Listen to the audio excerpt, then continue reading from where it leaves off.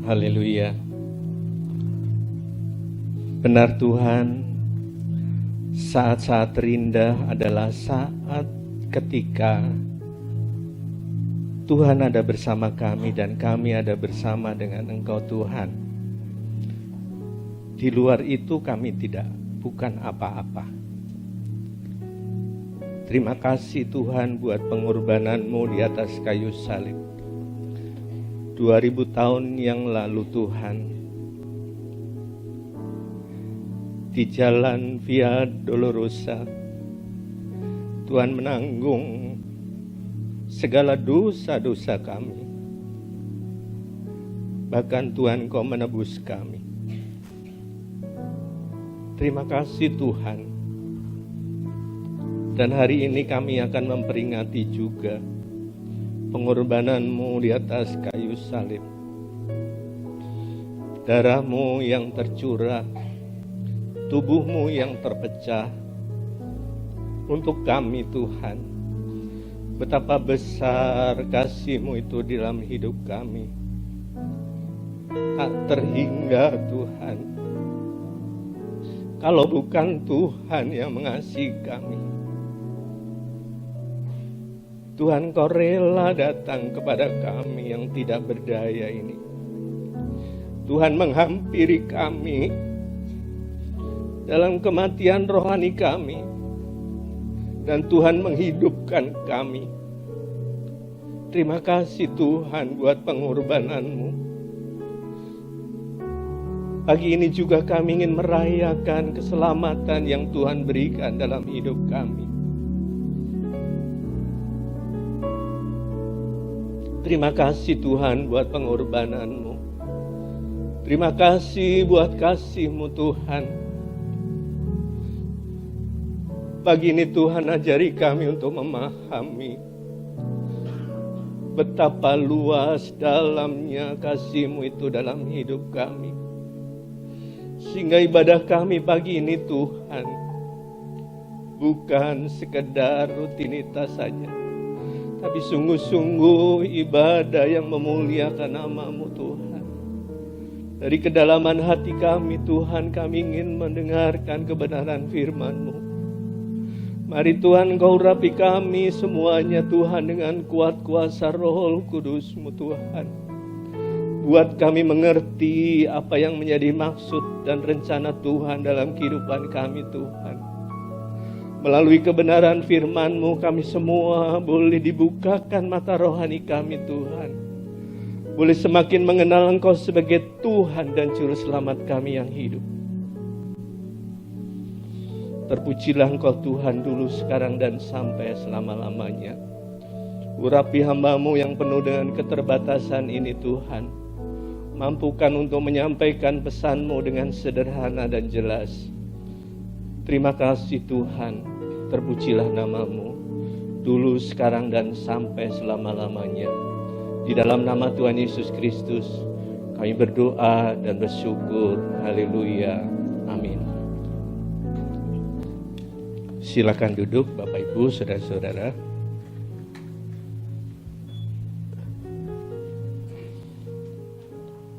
Dua 2000 tahun yang lalu, dalam perjalanan pelayanannya di bumi, Yesus semakin dikenal oleh banyak orang.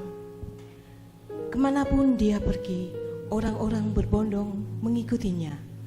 Jumlahnya bukan puluhan, bukan ratusan, tetapi ribuan. Mereka datang dari berbagai kota, ingin melihat mujizat, mendengar pengajarannya, atau sekedar ingin tahu siapa sebenarnya pribadi yang luar biasa itu. Pada suatu hari, di tengah kerumunan besar itu, Yesus sedang mengajar muridnya. Ia berbicara tentang kemunafikan, tentang hati yang tulus di hadapan Allah, dan tentang hal-hal yang kekal. Semua orang diam, memperhatikan dengan takjub setiap kata yang keluar dari mulutnya.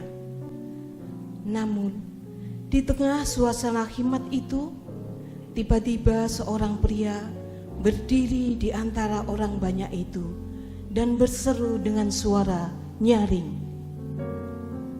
Guru, katakanlah kepada saudaraku itu, Pak Jerry, supaya berbagi warisan dengan aku. Saudaraku, aku tahu persis apa isi hatimu. Aku memahami apa yang ada di dalam hatimu. Tapi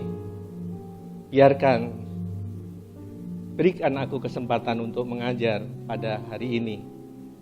Silakan duduk ke tempatmu dan aku akan melanjutkan pelajaran hari ini. Terima kasih, Guru.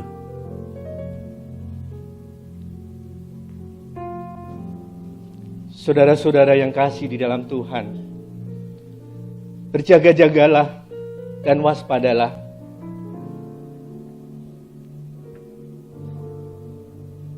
Terhadap segala ketamakan, karena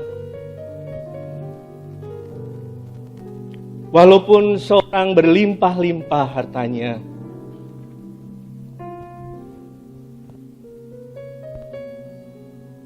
dia tidak tergantung kepada harta kekayaannya.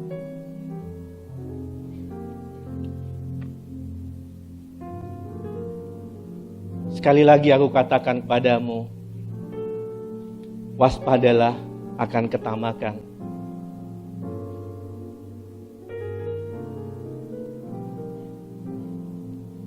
Hari ini aku akan memperjelas lagi sebuah perumpamaan yang menggambarkan tentang bagaimana seorang harus terhindar dari ketamakan dan keserakahan. Saudara-saudaraku semua, ada seorang kaya yang berpikir dalam hatinya, apa yang akan aku perbuat untuk menyimpan hasil tanahku yang begitu banyak. Lalu seorang kaya itu berkata dalam dirinya, aku akan merombak lumbung-lumbungku. Aku akan mendirikan lumbung-lumbung yang baru, supaya aku dapat menyimpannya hasil tanahku. Dan aku akan berkata kepada jiwaku, jiwaku, padamu ada banyak harta benda yang tertimbun untuk bertahun-tahun. Makanlah, minumlah, dan bersenang-senanglah.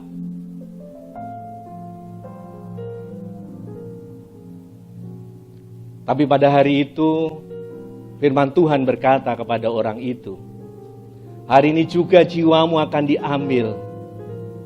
Lalu untuk siapakah harta yang kau kumpulkan itu?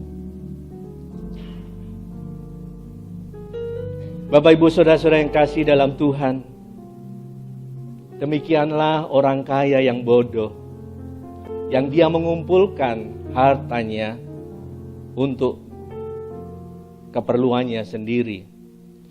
Buat apa semuanya itu dilakukan, tapi dia tidak kaya di hadapan Tuhan.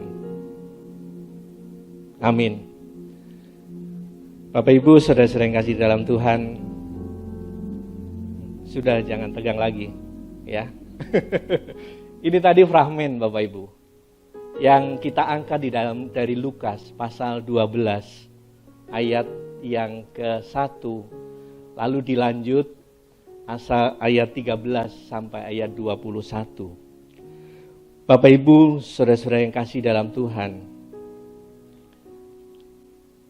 sebagaimana minggu yang lalu Bapak Ibu, Ketua Sinode kita sudah menyampaikan sebuah pesan di dalam video singkatnya juga. Jadi tema bulan November ini adalah mengembangkan hidup yang benar. Amin, Bapak Ibu. Kita katakan sama-sama, ya, mengembangkan hidup yang benar. 2, 3. Belum kompak gitu. Ya.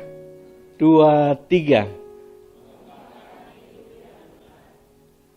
Bapak Ibu Saudara-saudara yang kasih dalam Tuhan, ada prinsip-prinsip hidup yang benar di dalam Alkitab dan semuanya itu menjadi powerful, menjadi luar biasa ketika saudara menghidupinya. Ketika saudara melakukannya apa yang Tuhan mau dalam kehidupan saudara, Bapak Ibu.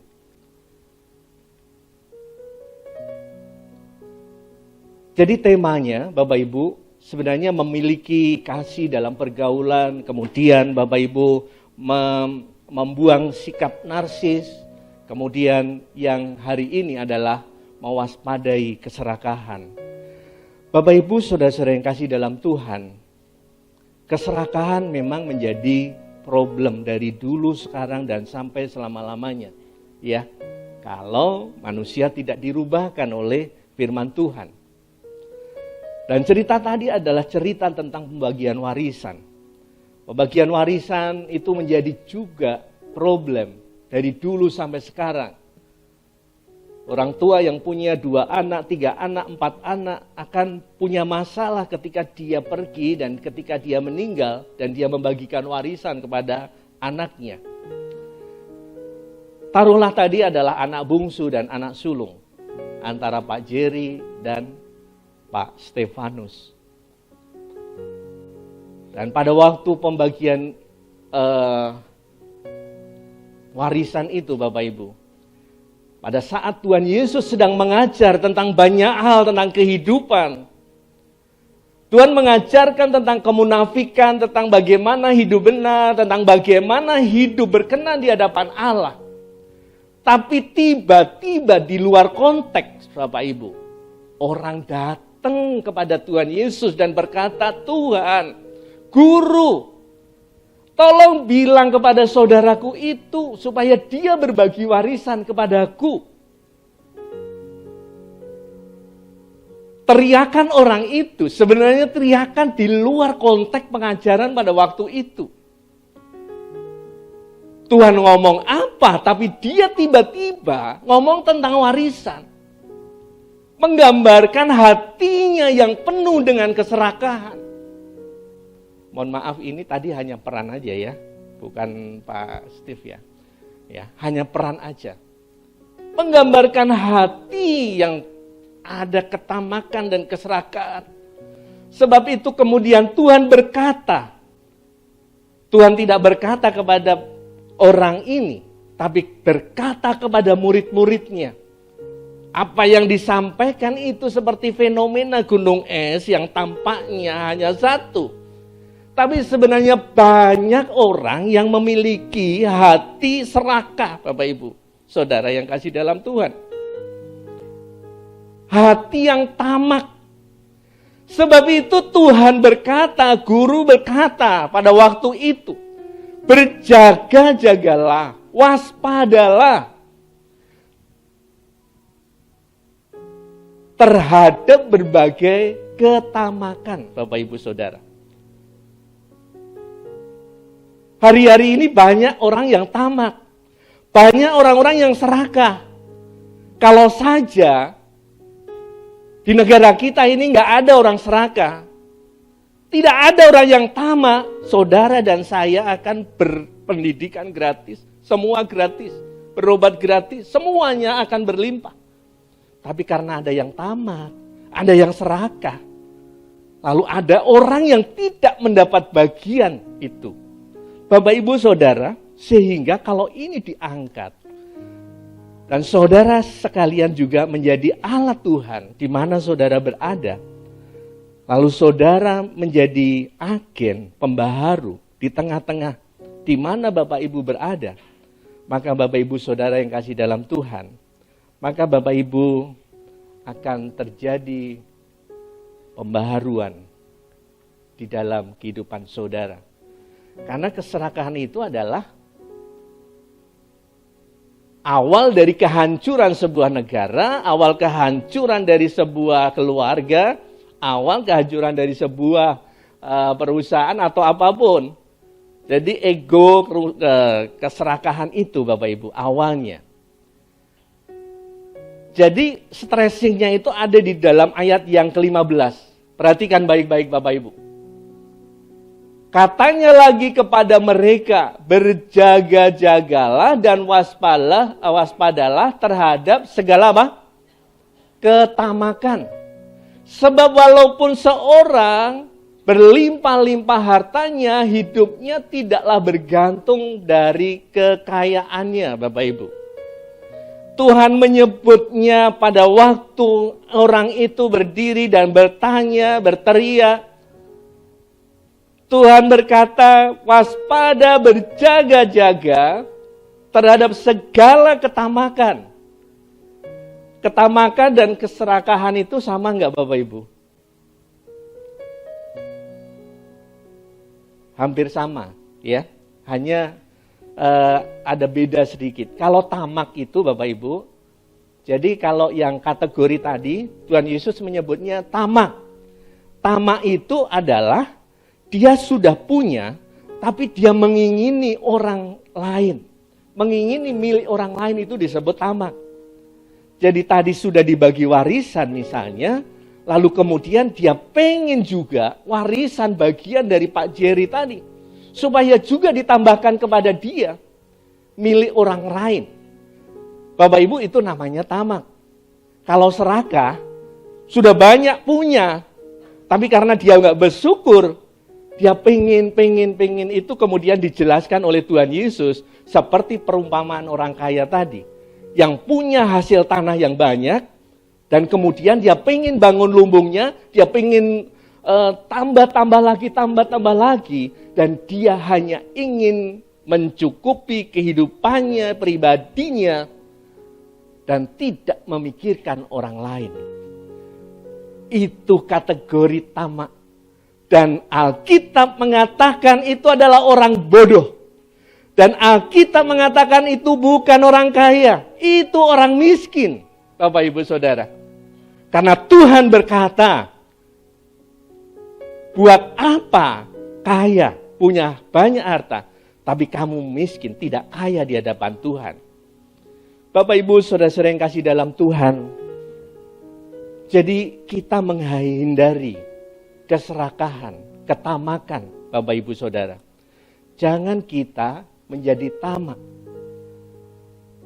Bagaimana caranya supaya kita tidak menjadi tamak, Bapak Ibu?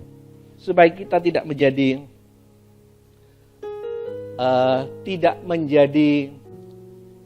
serakah, Bapak Ibu. Coba dibaca sekali lagi dengan suara yang lantang. Mungkin saya minta dibantu Ibu Risti. Ayat yang ke-15, Lukas pasal 12 ayat yang ke-15.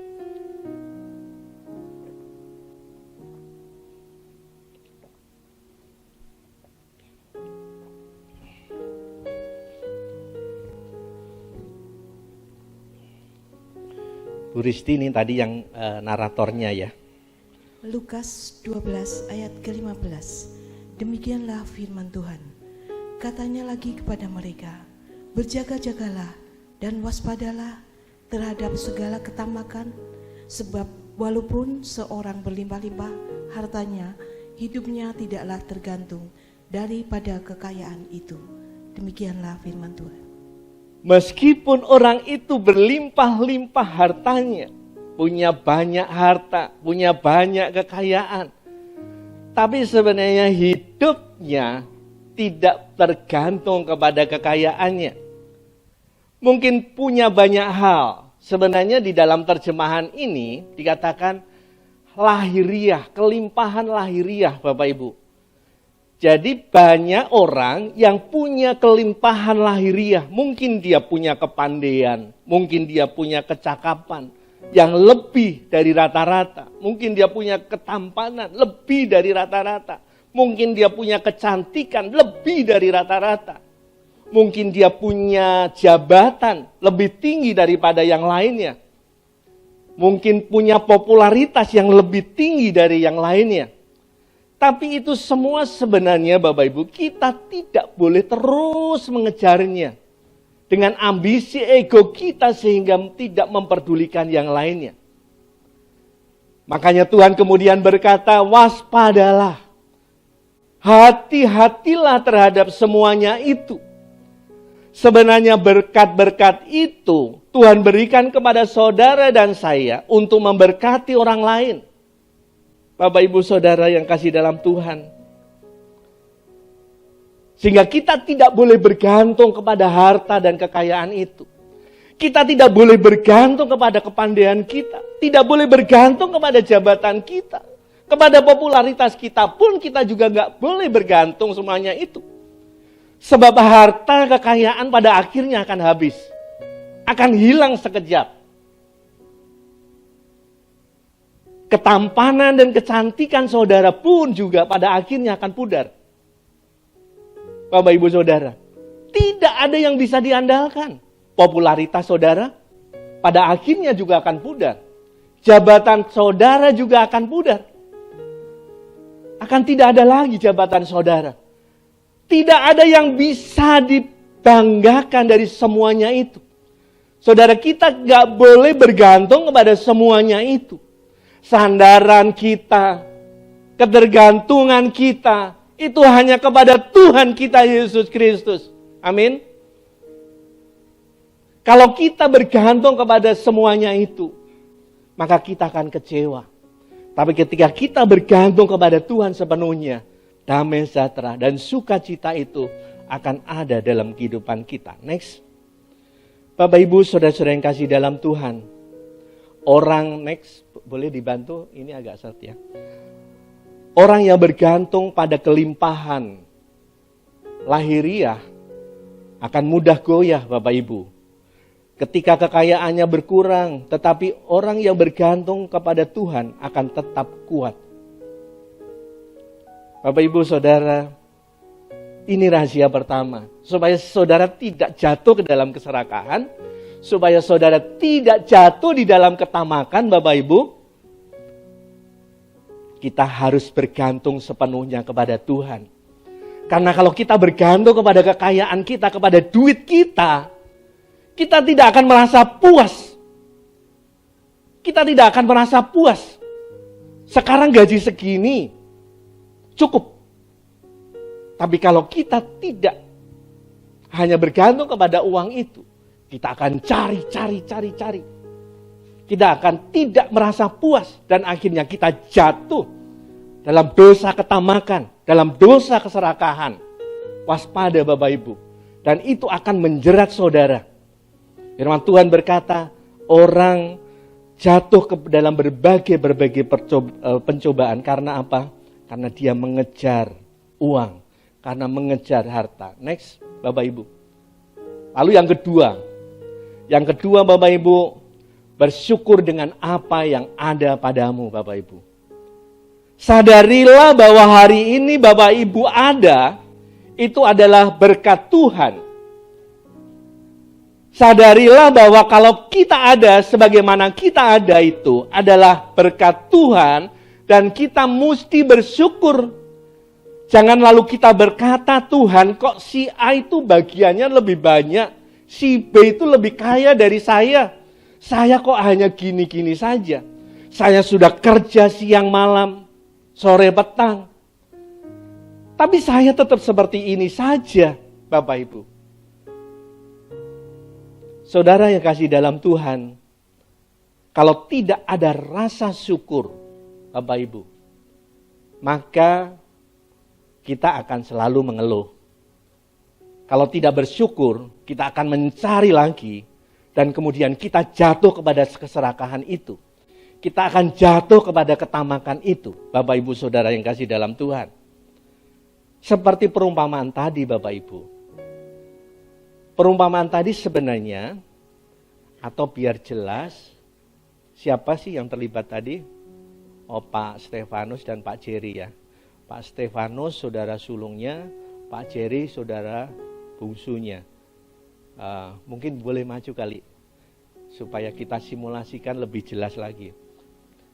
Jadi, kalau pada zaman dulu, Bapak Ibu Saudara, sebenarnya rencananya sih Pak Ramson, tapi saya pikir Pak Ramson ke Manado. Iya, oke.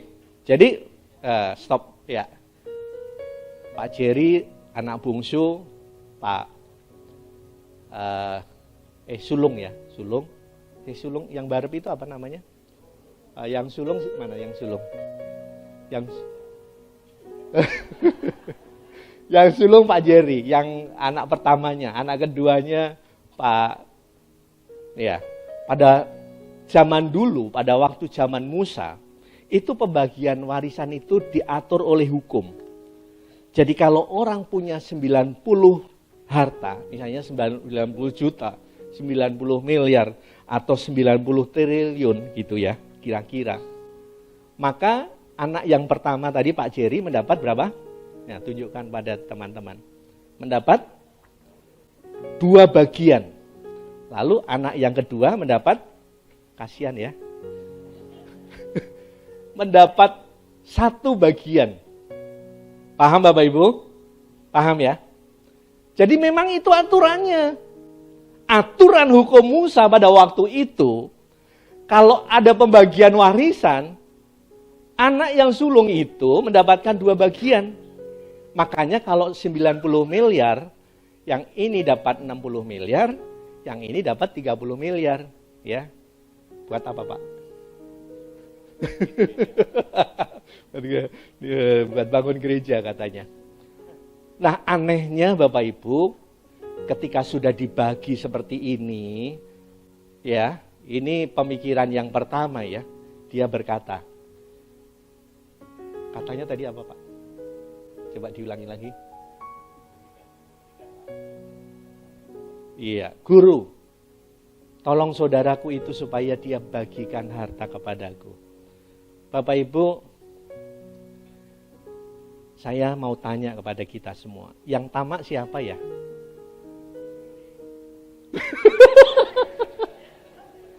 Yang tamak siapa? Yang Pak Stefanus atau Pak Jerry? Siapa yang Pak Jerry? Oh, Pak Ramson doang. Bapak Ibu Saudara, yang tamak siapa?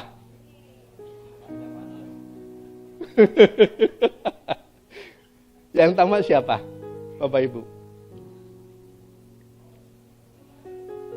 Tuhan tidak menunjuk. Tidak menunjuk kamu tamak, enggak. Iya. Iya. Kalau memang itu kejadiannya, bisa saja Pak Stefanus yang tamak, ya. Tapi kalau kejadiannya begini Bapak Ibu. Oke. Ya udah sekarang saya bagi ke Pak Jerry 70, ke Pak Stefanus jumlahnya berapa? Tetap 90 kan? Tapi bagiannya lebih banyak. Bagiannya lebih banyak enggak? Lebih banyak. Bisa saja ada pemikiran juga seperti itu. Ya, ada pemikiran juga. Jangan-jangan pada waktu itu karena Pak Jerry-nya ini orang yang ngeyel ya. Ngeyel ya. Ngeyel enggak, Pak? Enggak, Pak. Oh, saya enggak mau kalau hanya 60. Harus lebih, saya kan anak pertama, saya kan anak sulung. Saya udah lahir duluan daripada kamu, ya. Gak boleh saya dapat hanya 60, saya harus dapat berapa? 70. Nah, kalau ceritanya begini, siapa yang tamak?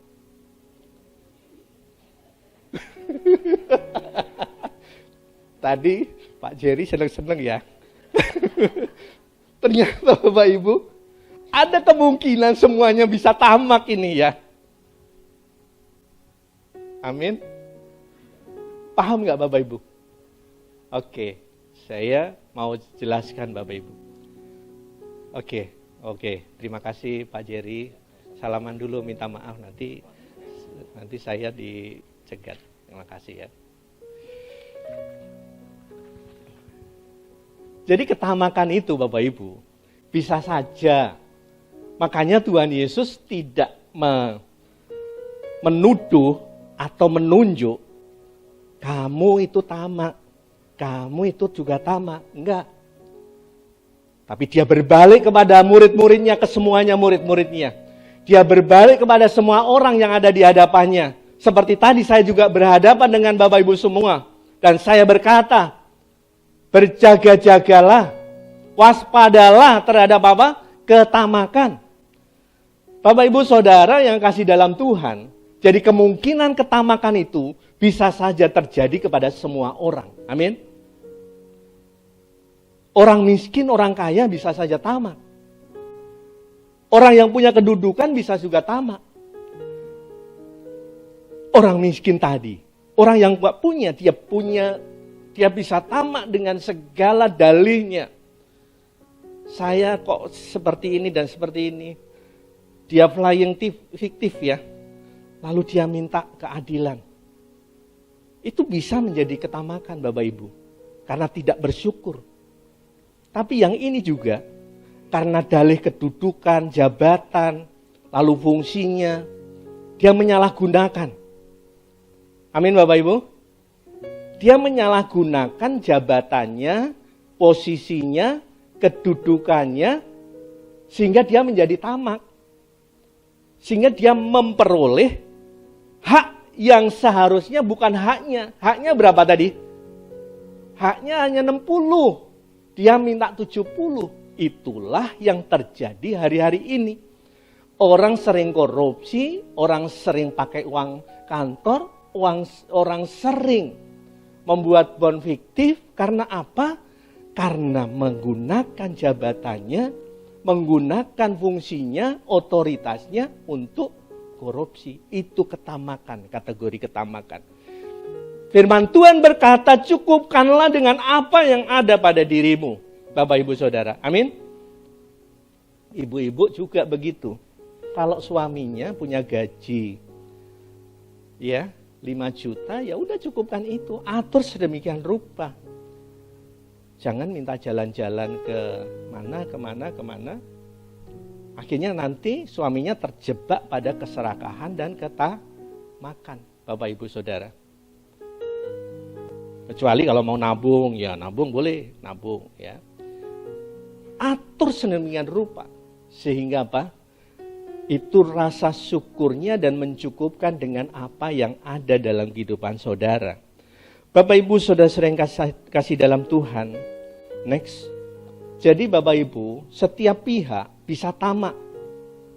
Baik yang memiliki banyak maupun yang memiliki lebih, ya. Yang mendapatkan lebih. Itu bisa saja tamak. Jadi jangan dikira Bapak Ibu orang kaya itu enggak tamak. Tamak juga. Orang dia memperkerjakan pegawai rumahnya, Bapak Ibu, digaji cuman berapa. Lalu dia suruh kerja yang di luar, dia tamak menggunakan itu sebenarnya. Bapak Ibu, dan ini terjadi di semua aspek kehidupan. Bapak Ibu Saudara. Lalu Bapak Ibu, saudara-saudara yang kasih dalam Tuhan, Yesus tidak menunjuk kepada siapa yang tamak. Karena ketamakan itu bisa saja terjadi kepada semua orang. Ya. Yang paling penting adalah Tuhan tapi siapa yang membiarkan hatinya dikuasai oleh harta, Bapak Ibu. Hati-hati, sebab ketamakan bisa menyamar sebagai keadilan, tanggung jawab, bahkan hak.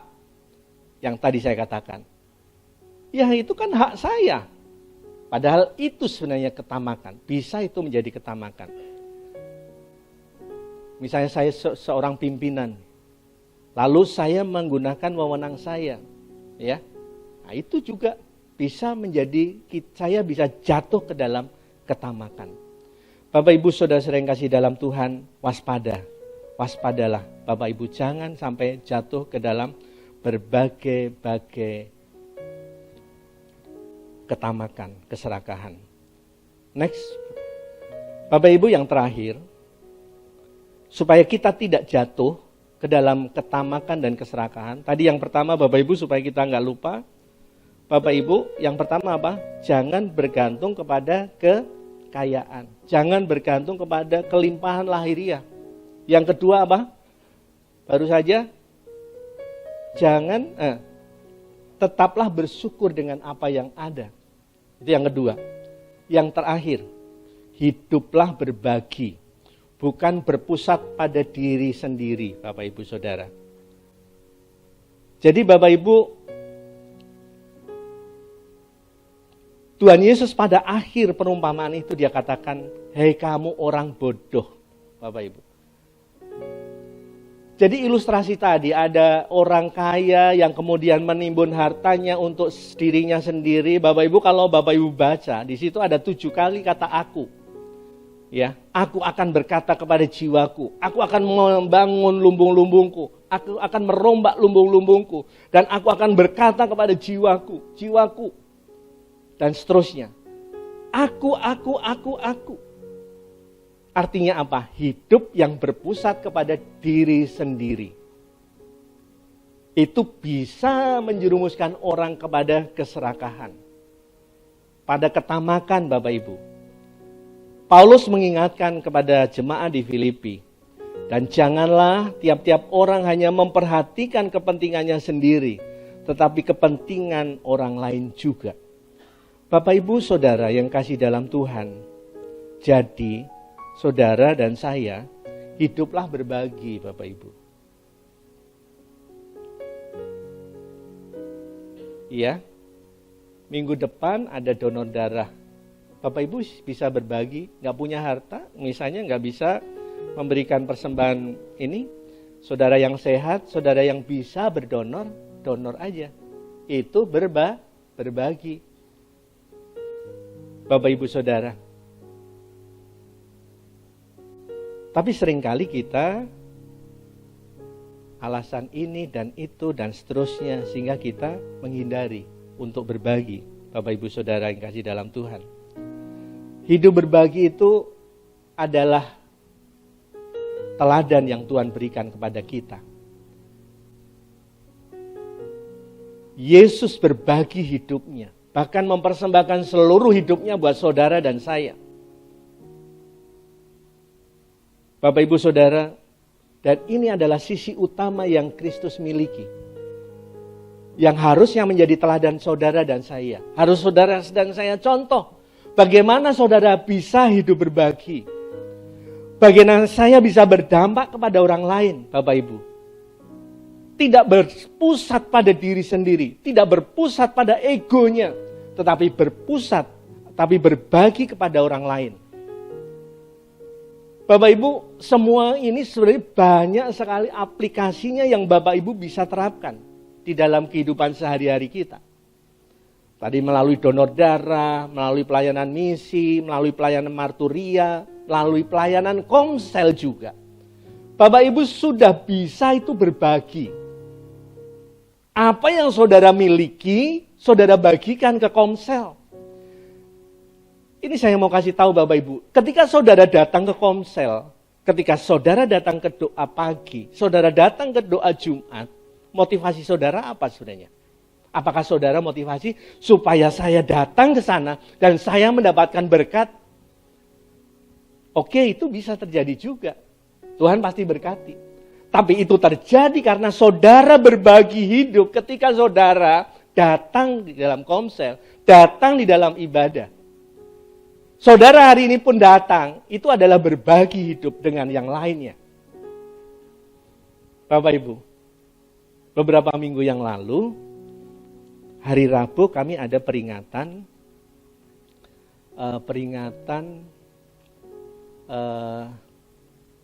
setahunnya meninggalnya Pak Uwi ya, Maipe ya. Maipe nggak ada, Pak Uwi ya. Pak Uwi ya.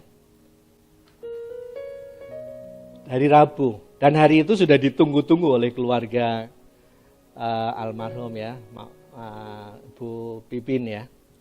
Hari itu ditunggu-tunggu. Nanti hari Rabu kita akan merayakan 1 tahun meninggal kepergian Pak Uwi ya. Tiba-tiba jam 5 sore hujan deras ya. 5 sore hujan deras. Lalu kita tunggu dan kita nanti juga sebentar lagi reda ya. Kita tunggu ternyata nggak reda. Hujan terang lagi, hujan lagi dikit, terang lagi dikit. Akhirnya kita WA sama teman-teman. Saya dapat pelajaran luar biasa sebenarnya di dalam Komsel ini. Saya datang, ternyata Ko Ayung sama Ci Ailing udah datang di sana. Karena beliau pelayanan pujian. Bayangkan Bapak Ibu, hari hujan deras, mungkin ya termasuk teman-teman semua. Kalau motivasinya supaya bisa saya makan nasi uduk, ya maaf ya, bisa lontong sayur dan seterusnya, nggak mungkin Bapak Ibu kita bisa datang. Tapi karena saya pengen berbagi hidup, Ko Ayung pengen berbagi hidup, melayani di tengah-tengah kehidupannya Bapak Ibu. Ko Ayung datang juga sama Ci Ailing. Dia pakai mantel yang dibeli di swalayan itu, lalu datang. Ya, ada Pak Dundung juga datang dan seterusnya datang. Itu adalah wujud dari berbagi hidup saudara. Kalau saudara datang ke Komsel pun, itu sudah berbagi hidup loh Bapak Ibu. Amin Bapak Ibu. Makanya saya setiap kali evaluasi, semua pelayan Tuhan wajib hadir atau datang ke Komsel di mana saudara datang, saudara minati Bapak Ibu. Karena itu adalah praktek hidup kita. Ya, pada waktu doa penatalayan hari Selasa kemarin, ya, ada sesuatu yang terngiang di dalam pikiran saya. Karena hamba Tuhan itu berkata, Pak Theo berkata begini, ibadah kita itu bukan hanya hari Minggu, justru hari-hari yang lain itu adalah ibadah kita juga. Hari Senin, Selasa, Rabu, Kamis, Jumat, Sabtu, itu juga adalah ibadah kita. Di tengah-tengah masyarakat, di tengah-tengah komunitas kita, itu juga adalah ibadah kita. Amin Bapak Ibu. Jadi jangan hanya hari Minggu datang, duduk diam, dan setelah itu pulang. Dan setelah itu Minggu datang lagi. Nggak ada apa-apanya. Saudara nggak berbagi hidup saudara. Bagi hidup saudara dalam Komsel. Minimal ya. Dalam Komsel, dalam komunitas, dalam keluarga, ya, dalam apapun itu ya.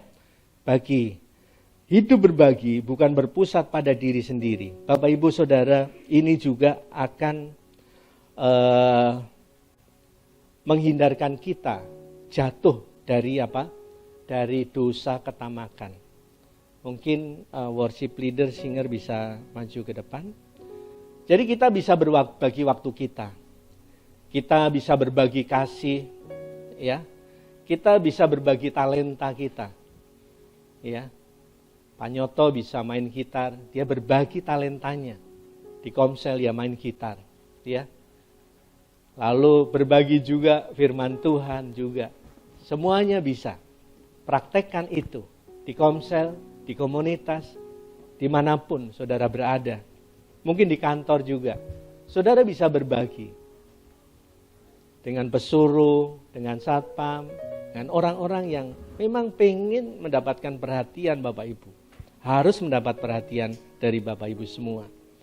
Bapak Ibu Saudara yang kasih dalam Tuhan, saya undang Bapak Ibu bangkit berdiri. Kita akan merenungkan firman Tuhan pada pagi hari ini. Dan Tuhan dengan jelas berkata, waspadalah dan berjaga-jagalah terhadap segala ketamakan. Karena walaupun orang begitu banyak hartanya, kekayaannya, kelimpahan lahiriahnya, dia tidak bergantung kepada semuanya itu. Bapak Ibu Saudara-saudara yang kasih dalam Tuhan, hari ini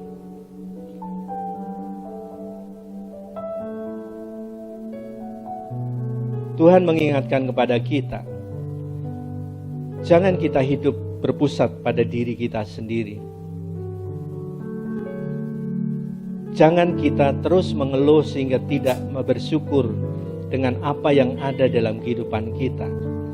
kita merasa kurang, terus kita merasa tidak cukup. Sebenarnya Tuhan sangat perhatian kepada saudara dan saya, dan memberkati saudara cukup buat saudara dan saya. Bersyukurlah buat apa yang ada hari-hari ini, dan teruslah setia apa yang Tuhan berikan kepada saudara. Mungkin waktu saudara, mungkin talenta saudara, atau harta benda yang saudara miliki. Ingatlah Bapak Ibu Saudara, bahwa harta yang dititipkan kepada saudara itu bukan milik saudara sendiri. Saudara hanya pengelola saja. Saudara hanya dipercaya Tuhan saja untuk mengelolanya. Kalau Tuhan mau ambil hanya sekejap. Sebab itu Bapak Ibu Saudara, jangan andalkan itu.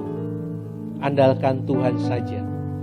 Jangan andalkan berkat-Nya, tetapi andalkan sumber berkat-Nya, yaitu yang memberi saudara dan saya berkat.